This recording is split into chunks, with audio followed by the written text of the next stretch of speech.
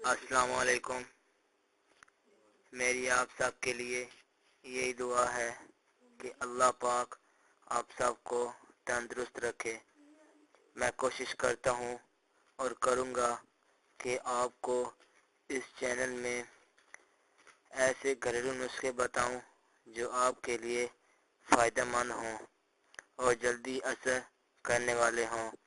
उम्मीद है आपको हमारी वीडियो पसंद आएगी। मज़ीद अच्छी वीडियो के लिए हमारे चैनल को सब्सक्राइब ज़रूर करें और बेल आइकन के निशान पर ज़रूर क्लिक करें ताकि आने वाली हर वीडियो की जानकारी आपको मिलती रहे। मेरा कहना है कि आप एक दिन में 1 किलो गोश्त खाओ और कोई भी नहीं खा सकता। मेरे तरीके से नहीं बल्कि नबी करीम सल्लल्लाहु अलैहि वसल्लम के तरीके से खाओ। अगर आप लोग सिर्फ पानी पीने के तरीके को समझ जाओ, इसमें सुन्नत भी है, साइंस भी है, तिब भी है। इसको पहले समझ लें।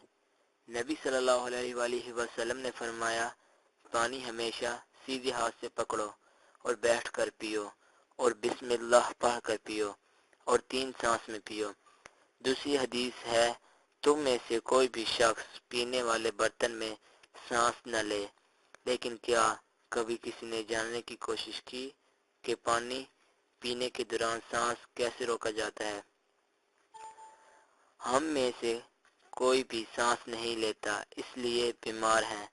जिस बंदे को पानी पीते हुए सांस चढ़ना शुरू हो गया, उसको कभी जिंदगी में सांस नहीं चढ़ेगा, ना दमा होगा, ना जोड़ों का दर्द होगा और कभी मोटापा नहीं हो सकता। दिल और फेफड़े को कभी सुकून नहीं मिलता।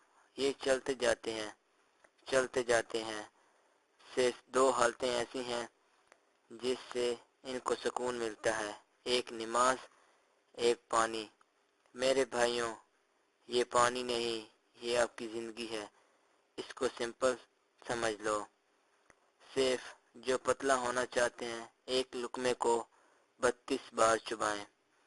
हमारे प्यारे नबी सल्लल्लाहु अलैहि वसल्लम हज़रत मोहम्मद मुस्तफ़ा खाना इसी तरह खाते थे। अगर आपको हमारी वीडियो पसंद आई है तो वीडियो को लाइक ज़रूर करें, सब्सक्राइब के बटन पर ज़रूर क्लिक करें, कमेंट्स और शेयर करके हमारी हौसला अफजाई करें।